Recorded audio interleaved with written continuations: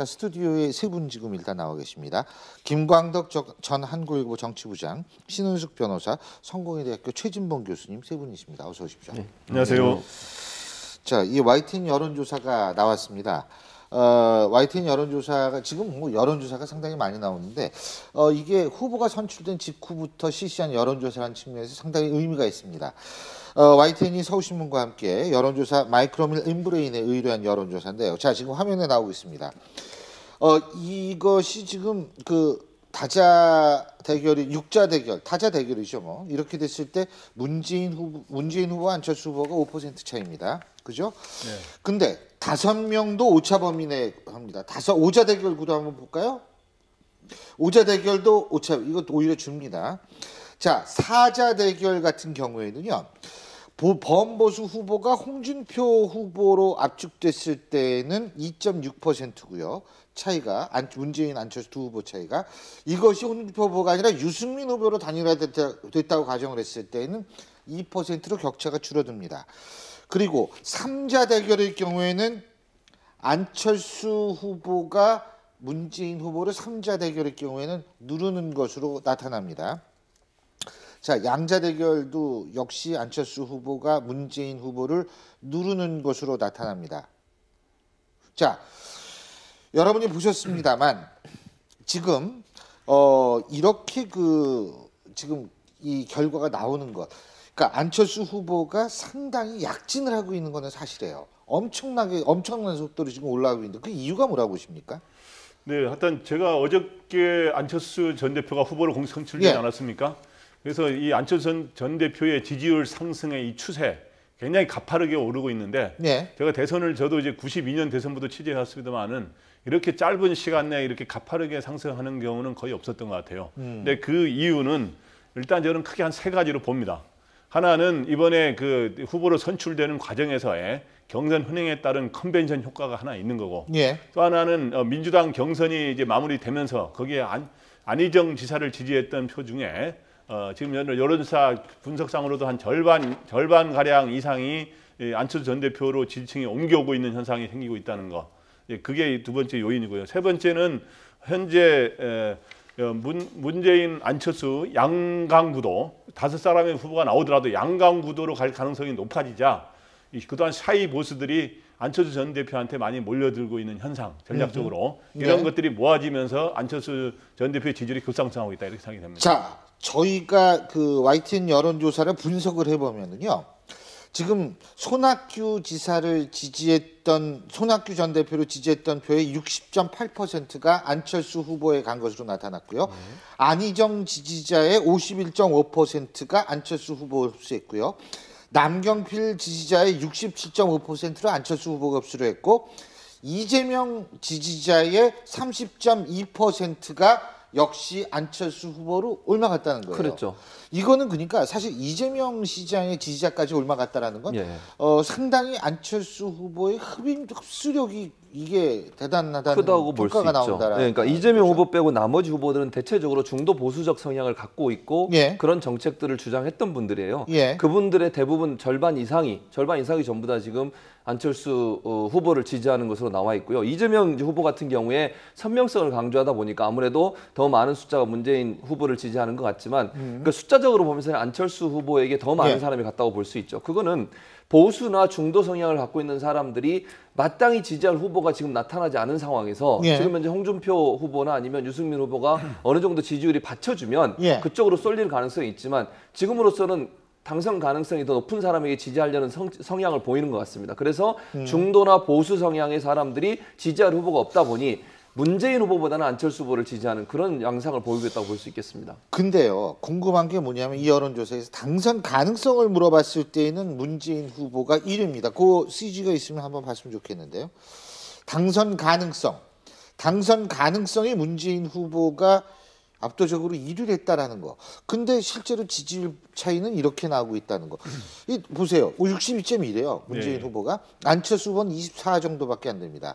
근데 지지율 격차는 좁아요. 이건 뭘 의미합니까? 이거는 뭐냐 하면 당선 가능성이라고 하는 거는 소위 말해서 오늘 여론조사에 응할 때는 어저께까지 소위 과거의 여론조사 결과라든가 그 추세에 대한 그런 걸 기준으로 그 정보를 기준으로 판단하는 거기 때문에 그런 관행적으로 지금까지 문재인 전 대표의 대세론이 굉장히 많이 알려지지 않았습니까? 그리고 굉장히 그동안 여론조사에서 안철수 전 대표보다 굉장히 높게 나왔었기 때문에 어제까지 정보로 볼 때 문재인 전 대표가 당선 가능성이 굉장히 높다 하는 그런 판단이 있는 거고 또 한 측면은 문재인 전 대표의 어떻든 지지율은 지금 현재 안철수 전 대표가 많이 이제 올라와서 거의 지금 오차범위 내로 왔습니다만은 문재인 전 대표를 그야말로 지지하는 확고한 지지층들이 많다는 거는 좀 장점이에요. 근데 안철수 전 대표는 안철수 전 대표의 원래 지지자뿐만 아니라 문재인 전 대표를 당선을 어찌 보면 저지하기 위해서 여러 지지층들이 다시 몰려드는 섞여서 들어왔기 때문에 아직 안철수 전 대표의 확고한 지지층으로 굳어지지 않은 그런 측면이 반영된 걸 보입니다. 네. 저는 또 하나 궁금한 게 홍준표 후보의 지지율, 우리가 다자 대결 구도하고 3자 대결 다시 한번 보여주시겠어요? 이게 참 궁금한 게 있어요. 우리가 여러분이 기억나실지 모르겠지만 박근혜 전 대통령에 대한 아주 핵심 지지층은 우리가 한 15% 정도로 보지 않았습니까? 근데 지금 6자 대결에서 홍준표 지사가 10.3입니다. 그 3자 대결 홍준표 후보가 됐을 때 한번 보여주시겠어요?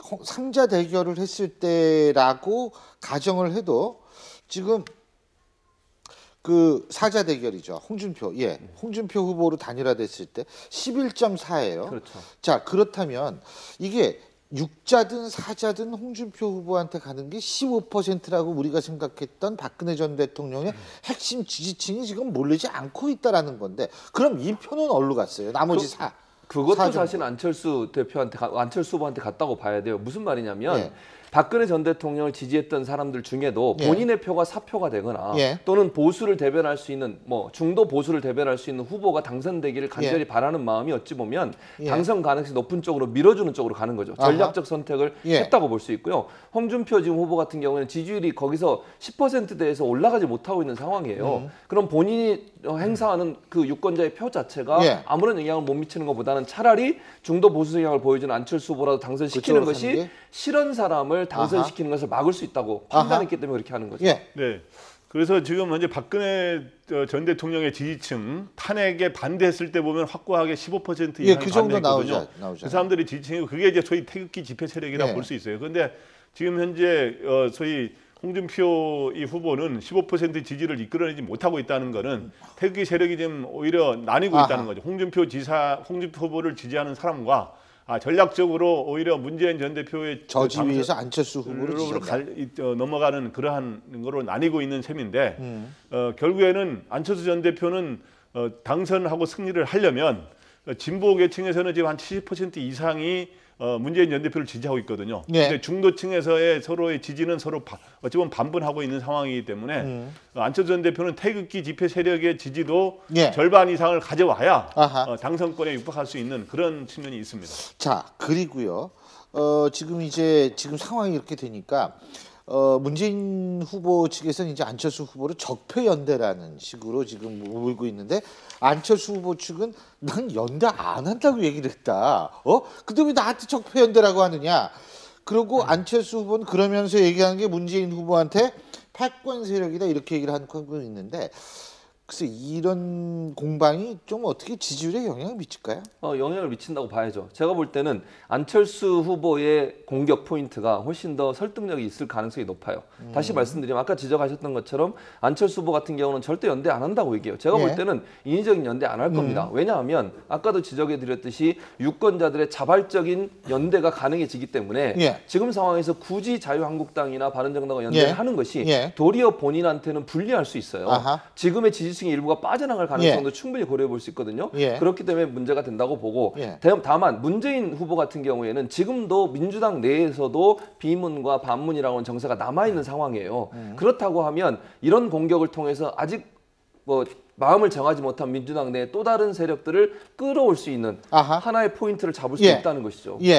지금 말씀하시죠. 네, 그래서 지금 이 프레임 전략은 이 초반에 굉장히 중요합니다. 이거는 어떻게 구도를 설정하느냐 하는 것도 있고 어떻게 상대의 약점을 어떻게 파고드느냐 하는 그 두 측면에서 굉장히 중요한데, 문재인 전 대표 입장에서는 안철수 전 대표의 일종의 연대를 반문 비문 연대를 막기 위한 측면에서도 필요할 뿐만 아니라 미리 예방 주사다 이거죠. 예, 그리고 표 쏠림 현상도 막으려는 결국엔 연대를 안 하더라도 적폐 세력의 연대다라고 주장하는 거 아닙니까? 그러니까 구여권 세력의 지지층의 지지를 받으면 그것도 사실상 연대가 아니더라도 연대에 가깝다라고 규정을 하려고 하는 거죠. 그런데 근데 그거 아니 지지를 받는 거예요. 어떻게 지지하지 말라고 그럴 수는 그러니까 없잖아요. 왜 그렇게 손을 잡느냐 이런 거고. 근데 이제 안철수 전 대표는 문재인 전 대표를 패권주의 세력이라는 측면하고 또 하나는 또 무능력한 상속자라고 한 두 가지 프레임으로 굉장히 공격을 하고 있는 그런 양상입니다.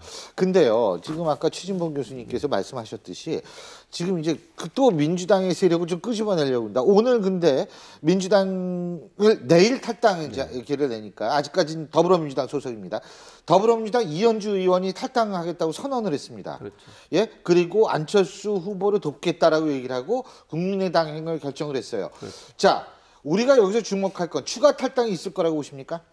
가능성을 배제하기는 어렵다고 봅니다. 물론 얼마나 많은 숫자가 나올 거냐라고 보기에는 뭐 많은 숫자가 나올 가능성은 좀 낮지만 이제 이현주 의원이 탈당을 결행을 하게 되면 한두 명 정도나 또는 일부 소수가 나올 가능성은 충분히 있죠. 다만 문재인 지금 후보가 어떤 형태로 그들의 어떤 비문이나 반문이라고 표현되어지는 민주당 내 세력들을 끌어안느냐의 문제라고 봐요. 그게 어느 정도 먹힐 수 있다고 하면 받아들여진다고 하면 막을 수 있겠지만 만약의 경우에 지금의 어떤 문재인 캠프에 있는 여러 가지 상황들을 봤을 때 그런 부분들이 전혀 불가능하다고 보기는 힘든 상황이라고 볼 수 있겠죠. 알겠습니다. 저도 그 소수의 추가 탈당은 있을 수 있다고 생각합니다. 왜냐하면 현재 비문 세력들이 문재인 세력의 패권으로 이제 규정하면서 자기들의 거취를 한 10명 정도가 논의하고 있다고 하지 않습니까? 그렇기 때문에 이 사람들은 논의하는 과정에서 그중에 일부는 탈당할 수 있는데 관건은 뭐냐? 문재인 전 대표와 안철수 전 후보 전 대표의 지지율 경쟁에서 어느 쪽으로 축이 기우느냐가 굉장히 영향을 줄 것 같습니다. 예를 들어서 안철수 전 대표의 지지율이 계속 더 오른다면 탈당의 규모가 좀 커질 수가 있고 안철수 전 대표가 지금 현재 오르다가 주춤하게 되면 탈당하려다가도 안 하는 그런 현상이 또 생길 수가 있는 거죠.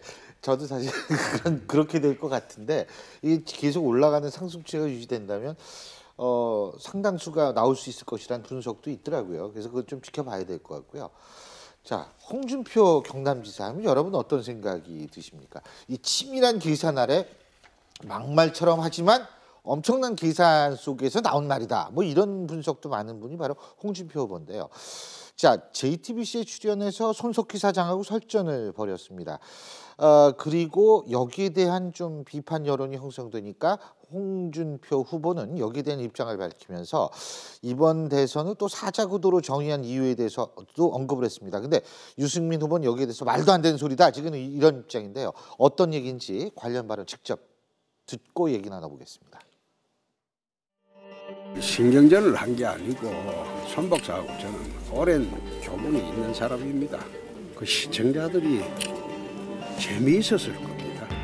정치라는 게 결국은 국민들을 즐겁게 하는 겁니다. 유승민 의원은 빼버렸거든요. 그 이유가 있으신가요? 빼버리는 게 아니고 내가 합당한다니까. 합당한다니까요. 자격이 없는 사람하고 단위가 논의를 한다는 것 자체가 제가 자격이 없는 사람이 되어버리기 때문에 그거는 저는 있을 수 없는 일이라고 생각을 합니다. 앞으로 제가 입장이 바뀔 가능성이 없습니다.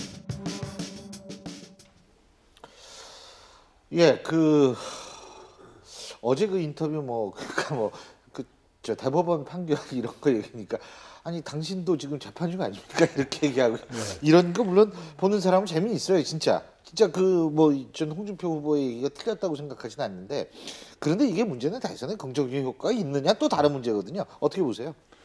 어떻든 홍준표 지사 입장에서는 어저께 엄청난 관심을 불러일으킨 것 같아요. 그래서 특히 젊은층을 상대로 그 어저께 JTBC 인터뷰 그 동영상이 굉장히 인터넷에서 유행했다니까 관심을 끌고 있지만 과연 그게 지지율 상승으로 옮겨갈 수 있느냐? 그거는 이제 의문인 거죠. 그거를 말씀하시니까 갑자기 우리가 이 정치학 교과서에 나오는 거. 우리가 특정 후보를 지지하기위해서 단계가 3단계를 거치거든요. 첫째는 지금 김 부장님이 말씀하신 대로 관심의 단계. 그 다음은 어트랙티브, 이 매력을 느끼는 단계거든요. 이 매력을 느끼는 단계를 지나야 지지의 단계로 들어갈 수가 있는데 관심의 단계는 성공했다.